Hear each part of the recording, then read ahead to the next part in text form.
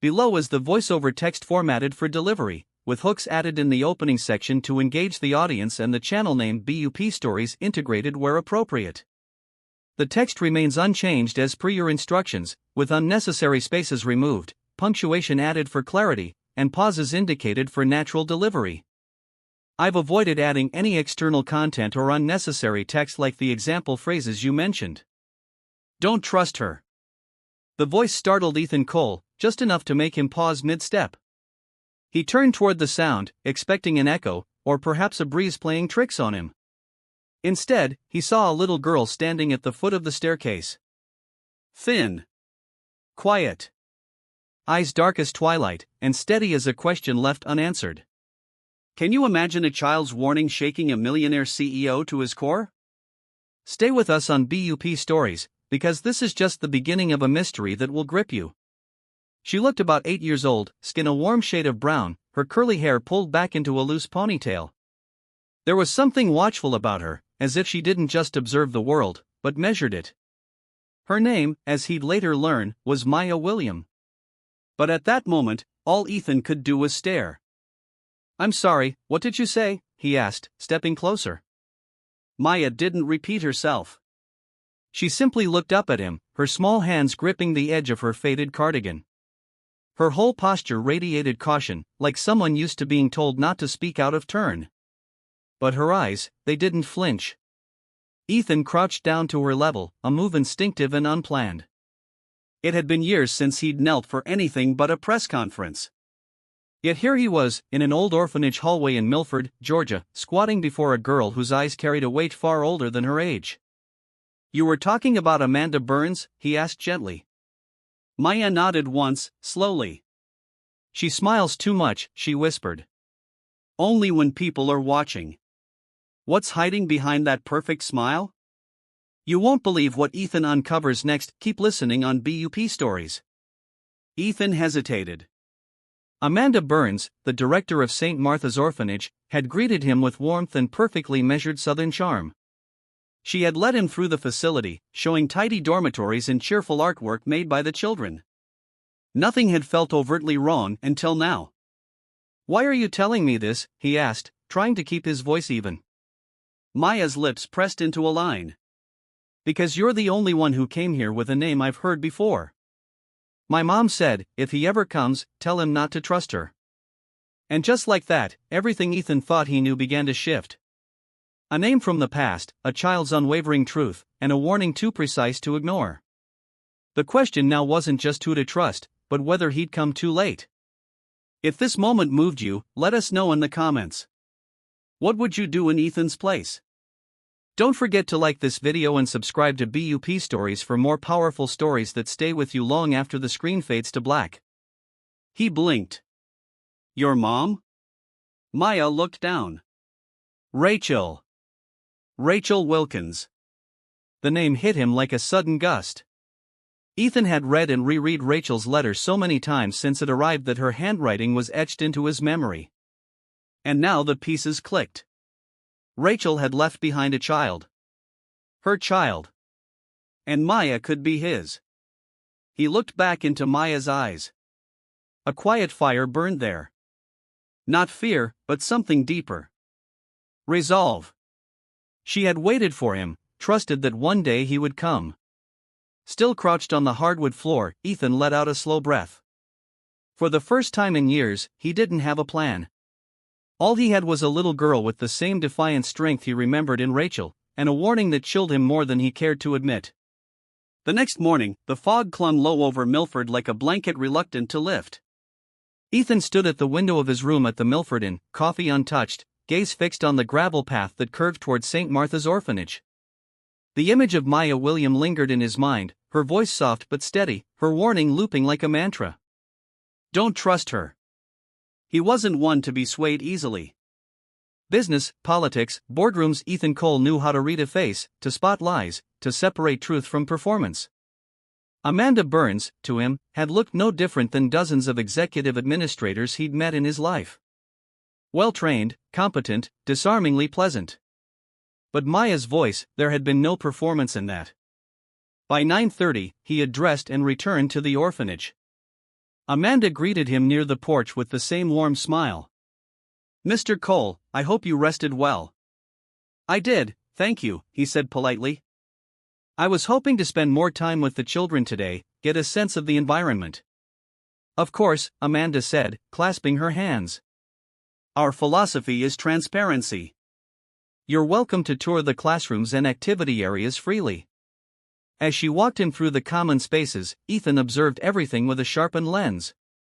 The children were quiet, not unhappy, but reserved. No running, no shouting. They looked up when Amanda entered a room and offered mechanical smiles, the kind that felt rehearsed. He waited for the moment Maya would appear, but she didn't. They paused in a hallway lined with photographs of donors and past directors.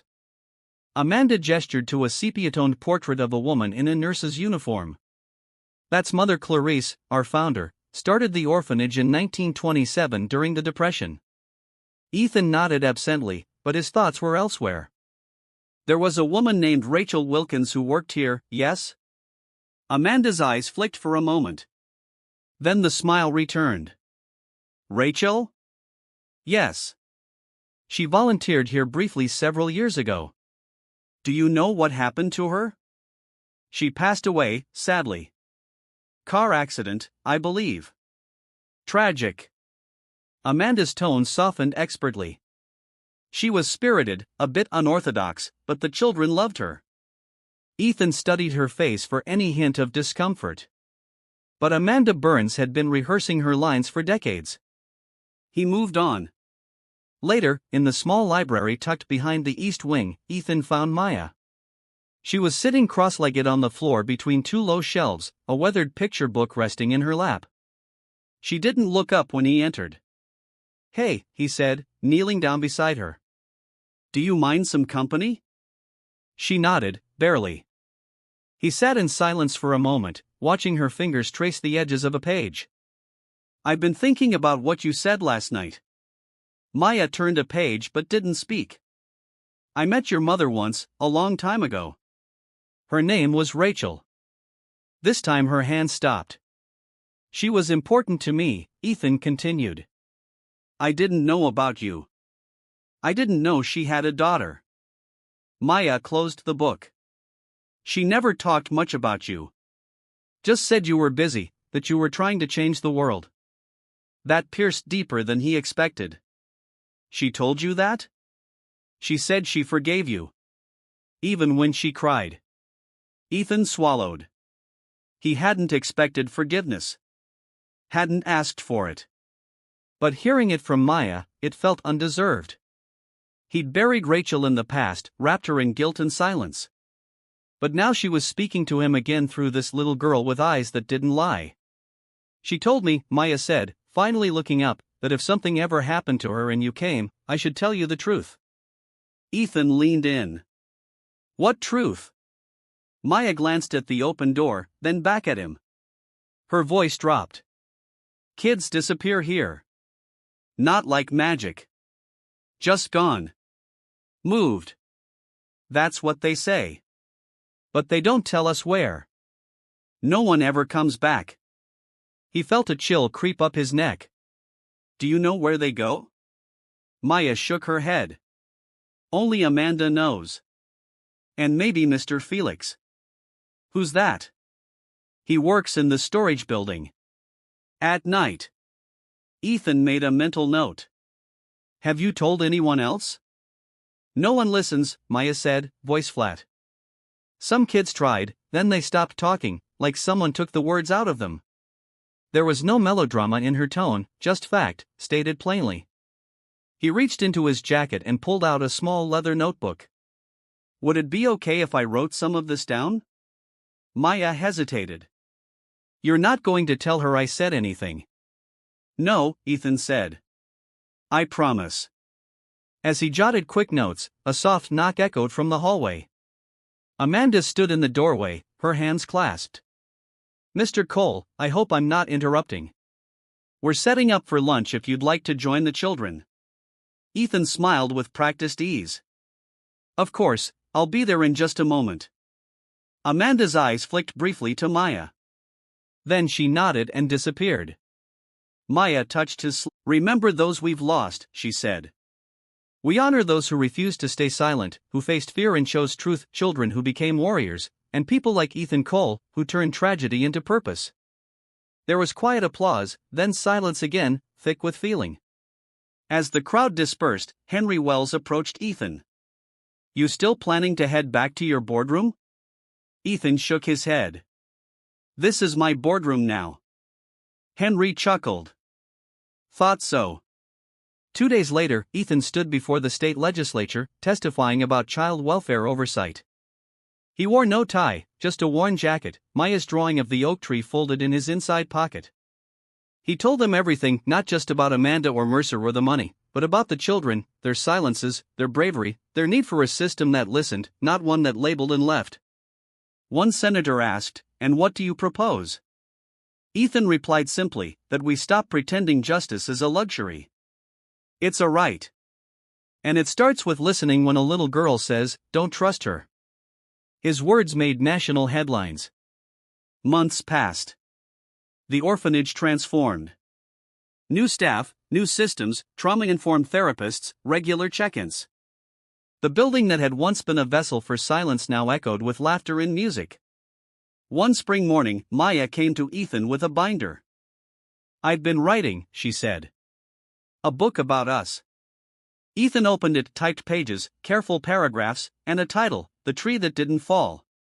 He looked at her, moved beyond words. "You think people will read it?" she asked. "They need to." That summer, the first official Rachel Fund Conference took place in Washington, D.C. Ethan delivered the keynote. Maya introduced him. She stood before hundreds of lawmakers, educators, and advocates. "My name is Maya William Cole," she began, voice steady. "And once I was afraid of telling the truth, but then someone listened, and everything changed." When she stepped down, the crowd rose, and Ethan, eyes misting, took the stage, not as a CEO, not even as a hero, but as a father. In the end, the justice they fought for wasn't about revenge. It was about restoration, about rebuilding what had been broken, about planting something real and strong in the soil of sorrow. Years later, when Maya graduated from college with a degree in child psychology, she planted a second oak tree beside the first. They called it the guardian tree. Its roots dug deep, its branches reached wide, and beneath its shade, generations of children would one day sit, safe, seen, and never, ever silent again. The story of Maya William Cole teaches us that even the smallest voice can spark monumental change when someone chooses to listen. It reminds us that justice often begins with belief in a child's fear, in a survivor's truth, in the quiet courage of doing what's right despite the risk. The fight for vulnerable lives isn't waged in courtrooms alone, but in everyday choices to protect, to speak up, and to care. Above all, it's a testament to how love, perseverance, and community can turn trauma into triumph and silence into a legacy of hope. Don't miss more stories like this. Subscribe to BUP Stories and join us in celebrating courage that changes the world. This voiceover text is formatted for clear delivery, with commas, full stops, and pauses to guide the speaker.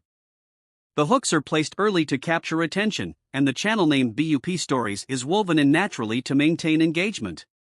You can copy this text into a .txt file for use in your voiceover recording. Let me know if you need further adjustments.